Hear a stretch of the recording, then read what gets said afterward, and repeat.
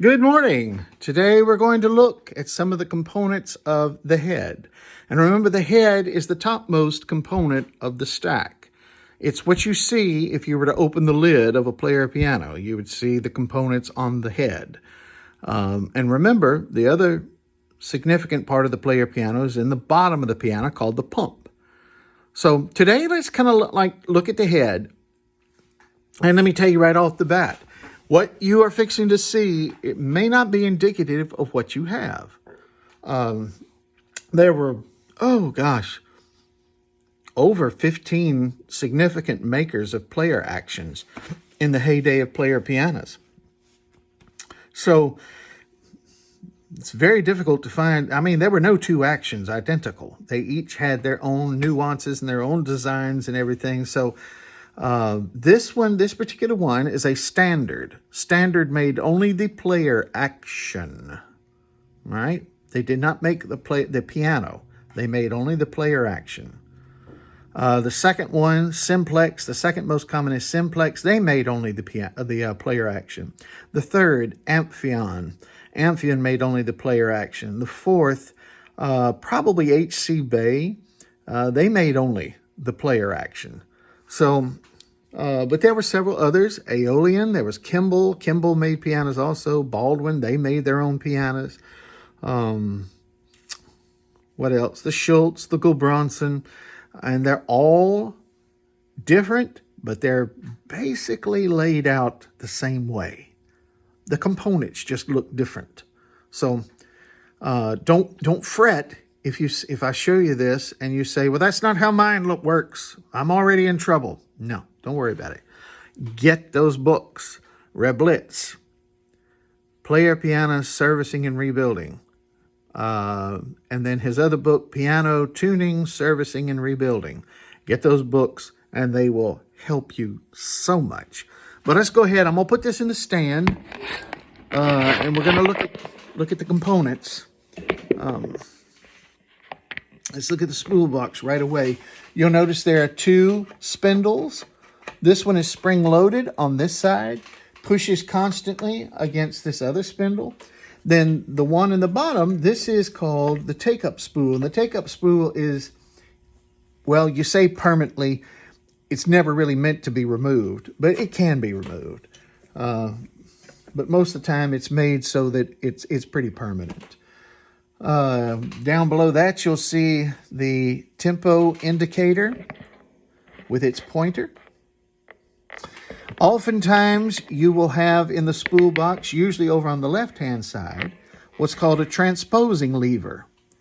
And by moving that lever, it will either shift the spindles of the here in the spool box, or it will shift the tracker bar left or right, depending upon which way you move the lever. That enables you to play in different keys than what it is originally in its normal setting.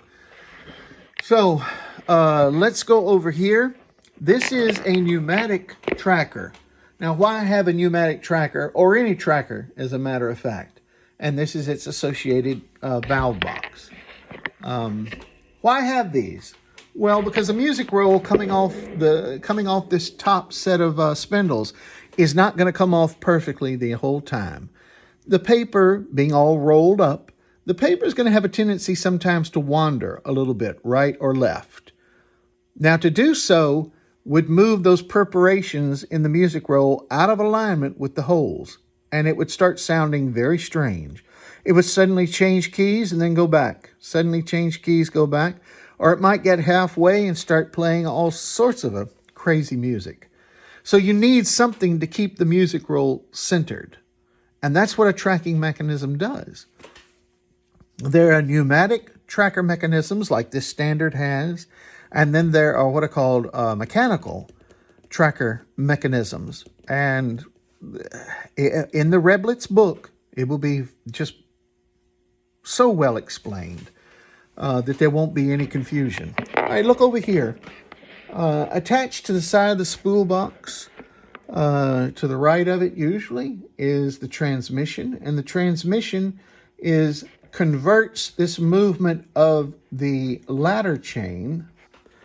It converts it the wind motor always moves one direction. The wind motor never reverses. And when you're in play, it's going one direction.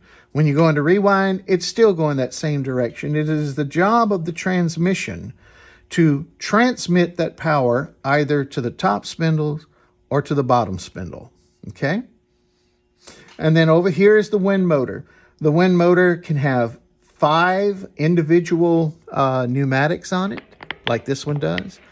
Or it can have, with each one having its own slide valve on the front. Or it can have like 6 pneumatics across, with every 2 sharing one slide. So you would only, for a 6 one, sometimes you only have 3 of these slide valves. Then you have an upside down wind motor that Gulbranson, was famous for. You have the Aeolian, which had 3 monstrous size pneumatics, which were actually double pneumatics. It was like it moved in a seesaw-like motion, hinged in the middle, and each side of it was a pneumatic, and it seesawed back and forth. So like I said, if yours doesn't look identical to this, don't sweat it. Because as we go along and you learn more, you're going to get better and better and better at understanding how this works and getting ready to, work on your own. Get the Reblitz books. Come on, come on, come on. You can get them. Available through Amazon. So, music roll goes into the top spindle. Remember, it's spring-loaded. We push to the left. Push to the left. The right side engages on this top spindle here. And there it is. This is the leader. Das Lief von der Erde. Okay. It comes down and attaches to a little hook on the take-up spool and comes down. Now, when the transmission is put into play and the suction is applied to the wind motor, you get forward movement. You see how the notes are coming down? And like I said, there's no suction applied to this right now, so it's not going to track perfectly well. So there's your motive power. We're not going to get into the wind motor governor right now or the tempo orifice that makes the wind motor run various speeds, but also keeps it, if you set it at a speed that correlates to 70, it is the job of the wind motor governor to, regardless of how hard you pump or how fast you pump the pedals of the piano, that motor runs at the same 70 speed. If you start pedaling less and softer and slower, that motor is supposed to run close to the same 70 speed. That's the job of the wind motor governor. So, but we'll get into that later. It's moving one direction. Now look, if this lever in the transmission gets shifted, the motor's still running the same direction, but now it rewinds it. That's all there is to the head. Tracker bar, upper set of spindles, lower set with the take-up spool, transmission, wind motor governor. If you have a pneumatic tracking device over here, or it might be mechanical. Some don't even have a tracking device, and you adjust a little knob somewhere close to the spool box that will move the roll. Or sometimes there's a lever in the key slip that you would move to make it get back on track, so to speak. So there's variations. But once you understand it and comprehend everything, how it works, what it's supposed to do, it becomes a piece of cake. So then it just becomes the manual dexterity and mechanical ability to take things apart, fix them,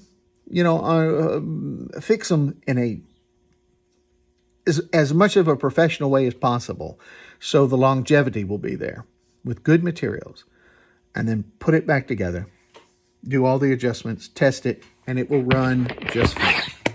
So there's our second installment, learning about the spool box. All right. Hope you have a great day. There's more to come. We'll learn about Maybe the pump next time. The stack will remain until we start working on it. So, hope you have a great day.